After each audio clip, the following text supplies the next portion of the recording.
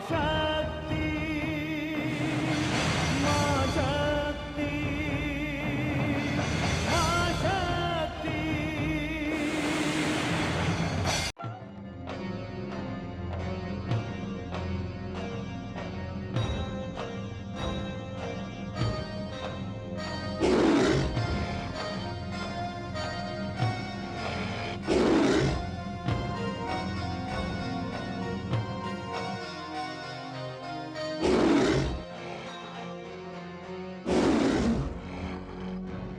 शांत मृगराज, शांत।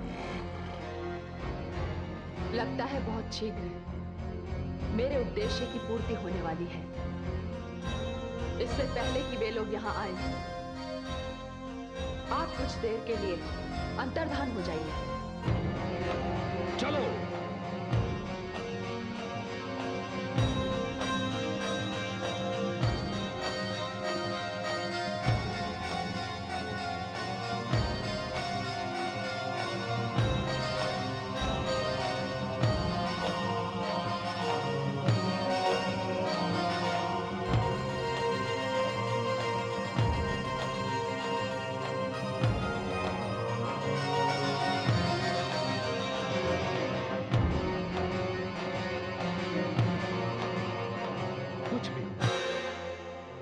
स्त्री अवश्य ही मायावी है।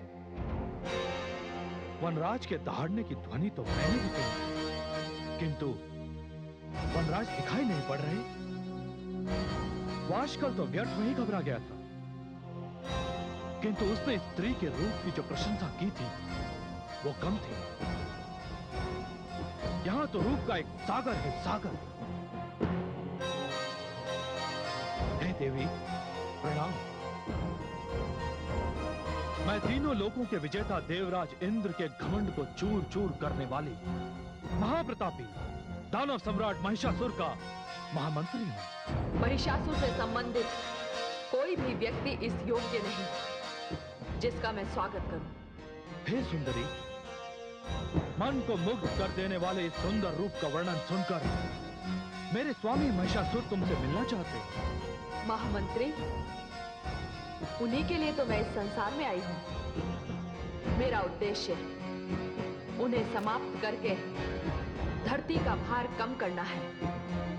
इसलिए आप अपने स्वामी से जाकर कहिए कि मुझे निमंत्रण देना अपने काल को निमंत्रण देने के समान है। हे सुंदरी, जितना सुंदर आपका रूप है, वाणी से आप उतने ही कुटिल हैं। क्षमा करें, आपकी वाणी और आपकी सुंदरता एक दूसरे से मेल नहीं खाती। मैं विवश हूं, अन्यथा आपको अभी बंदी बनाकर अपने साथ ले जाता। यदि मृत्यु की इच्छा है तो ये भी करके देखो। हे सुंदरी,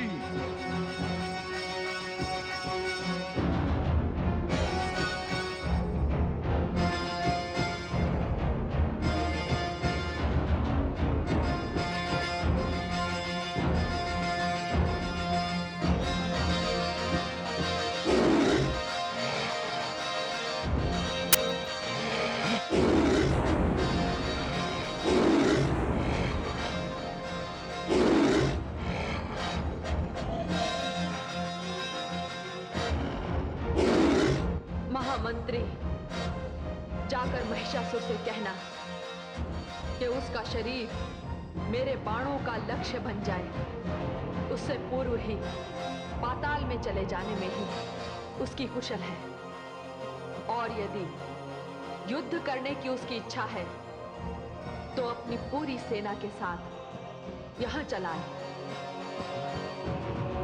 मेरे शस्त्र और मेरा मृगराज दोनों ही दानवों के रक्त के प्यासे हैं। हे हठी स्त्री, तू यही ठहर। मैं अभी अपने स्वामी महिषासुर के पास जाकर तेरे लिए दंड निश्चित करवाता हूं।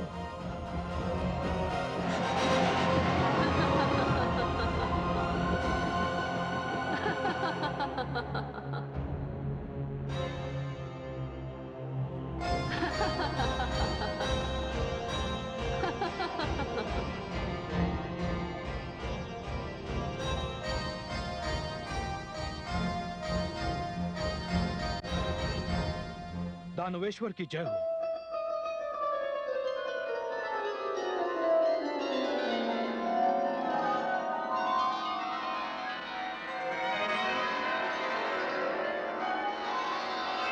ये क्या महामंत्री, आप उस सुंदरी को अपने साथ नहीं लाए? कहीं वो वहां से चली तो नहीं गई? जी नहीं महाराज, वो स्त्री तो वही है, किंतु क्या? हम दानवों के शब्दकोश में ये शब्द है ही नहीं। हे महाराज, सच पूछिए तो वो स्त्री केवल दिखने में सुंदर है, बातों में बहुत ही कड़वी है। महाराज, मैंने जाकर उससे कुछ प्रश्न किए, किंतु उसने मेरे प्रश्नों का उत्तर देने से पूर्व मुझसे ही कुछ प्रश्न कर लिए। महाराज, मैंने उसके प्रश्नों का उत्तर देने से पूर्व सोचा,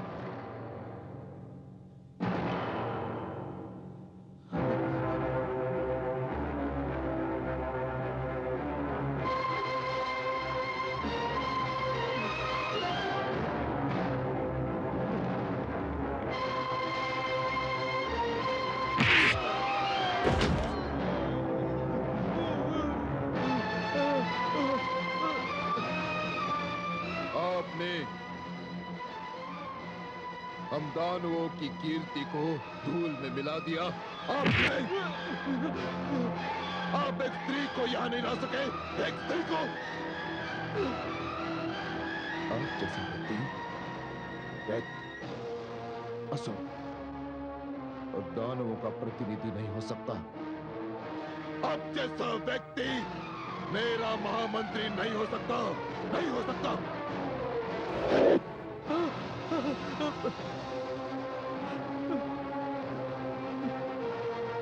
महाबली, महाबली क्षमा, क्षमा महाबली, महाबली क्षमा, क्षमा, क्षमा महाबली, महाबली क्षमा, क्षमा महाबली।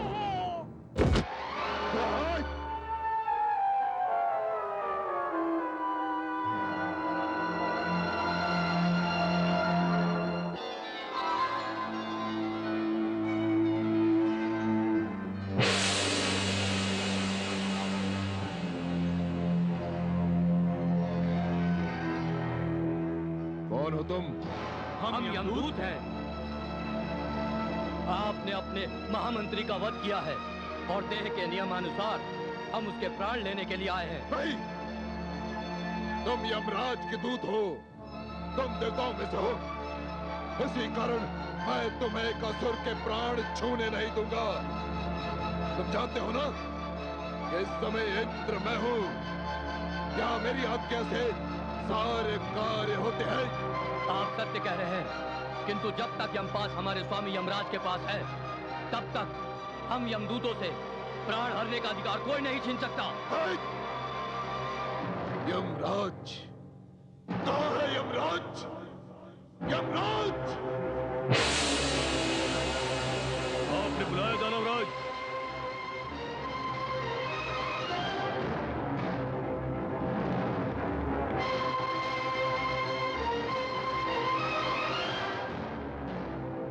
यमराज, तुम समस्त देवताओं की शक्ति और अधिकार मैंने छीन लिए थे, फिर तुम्हारा इतना अधिक साहस कैसे हुआ? आप सत्य कह रहे हैं, देवेंद्र के सिंहासन पर आप विराजमान है, किंतु यमपाश अब भी मेरे हाथों में है। मुझे ऐसा लगा कि ये अधिकार अभी भी मेरे पास ही है। तो फिर आज से मैं ये यमपाश तुमसे छीन रहा हूं। ये अधिकार भी आज से मेरा हुआ।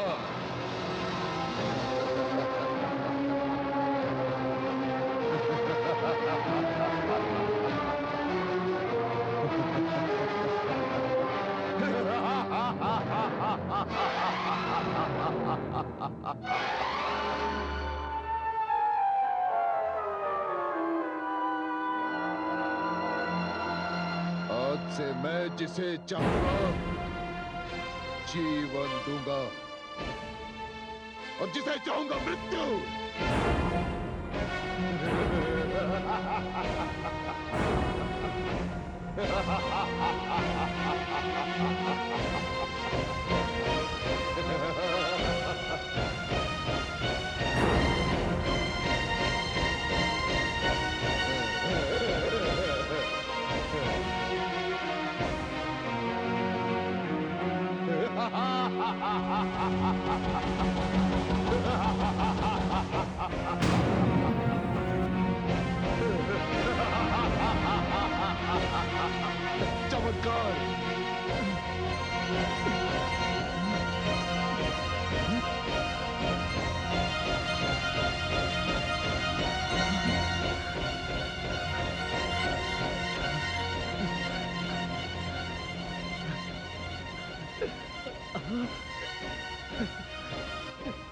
चमत्कार, यह तो चमत्कार हो गया।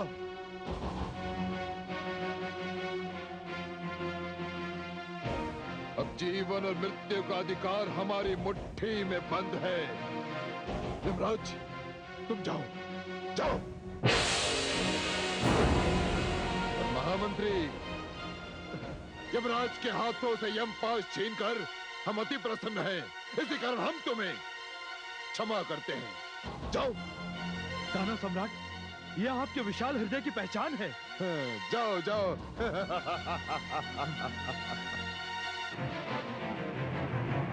उग्रास्य, दानववीर उग्रास्य, तुम उस स्त्री को मेरे समक्ष ले आओ।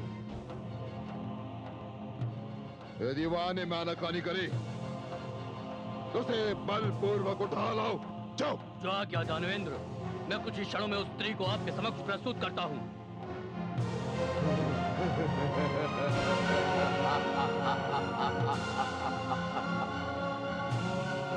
विनाश।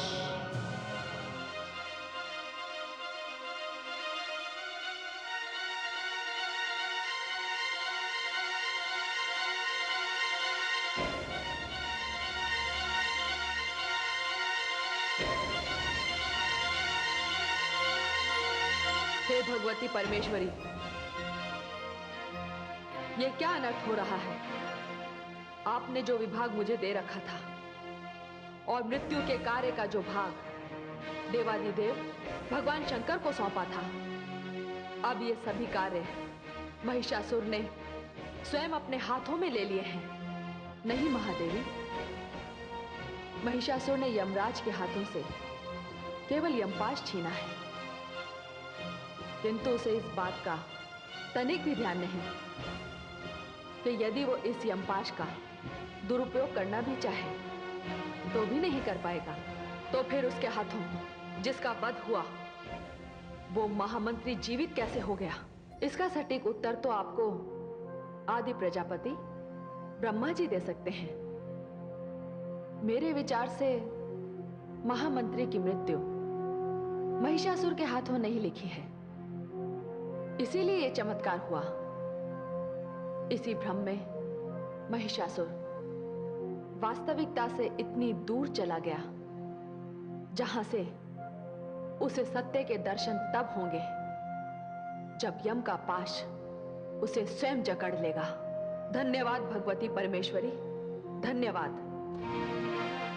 आपका ये भेद मेरी समझ में आ गया है।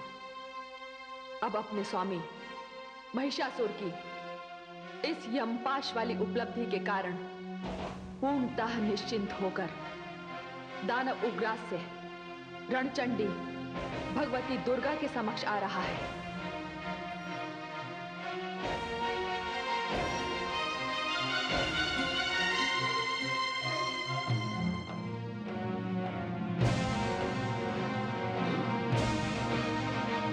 हे स्त्री, मेरे स्वामी का आदेश है, उठ और इसी समय मेरे साथ चल। तुझे उनके समक्ष प्रस्तुत होना है।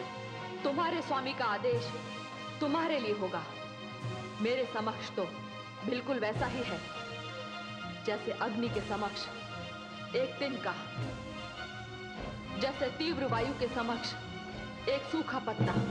वाचाल स्त्री, इस वाणी पे अंकुश दे। स्त्री समझकर तुझे छोड़ रहा हूँ, नहीं तो तेरे केश पकड़कर घसीटता हुआ तुझे यहाँ से ले जाता। मुझे वाचाल कह रहा है, स्वयं तू क्या है? अपने प्राणों की रक्षा चाहता है तो चला जा। मेरा वैर तुझसे नहीं, तेरे स्वामी महिषासुर से है। तू यदि उसके साथ रहा तो तू भी काल का ग्रास बन जाएगा। तू चलती है कि नहीं? सैनिकों, बंदी बना लो स्त्री को और घसीटते हुए यहाँ से ले चलो।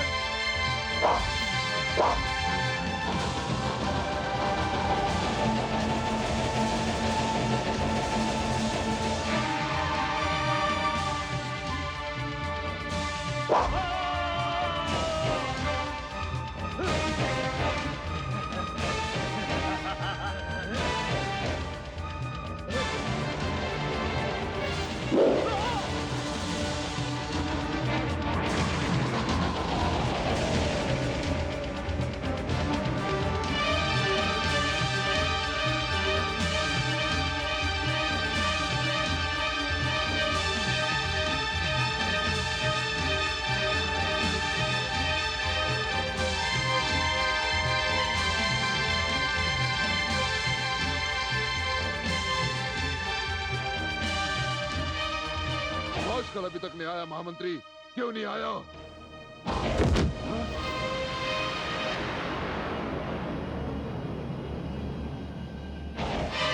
ये किसका सिर है? कौन है ये?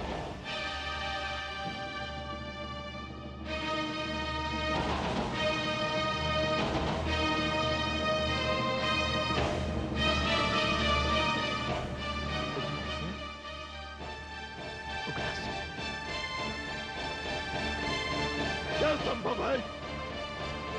कोई स्त्री इतनी वीर नहीं हो सकती जो इतने महान योद्धा का वध कर सके। और जब से यम का यमपाश मेरे पास है, इसकी मृत्यु नहीं होनी चाहिए थी। देखते क्या हो दानवीरों, एक स्त्री का इतना दुस्साहस ये युद्ध के इतिहास में कदाचित पहली बार हुआ है, जब किसी स्त्री ने एक मस्तक काटकर अपने शत्रु को चुनौती दी है, अपने शत्रु को।